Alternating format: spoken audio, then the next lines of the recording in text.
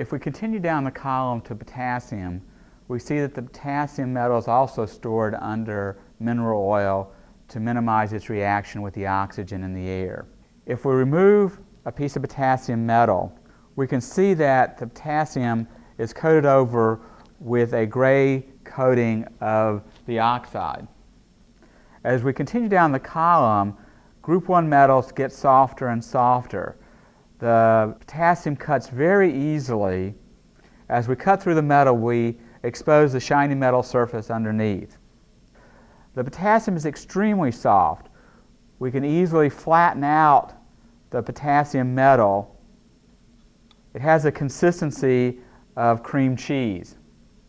The potassium is a metal and is an excellent conductor of electricity.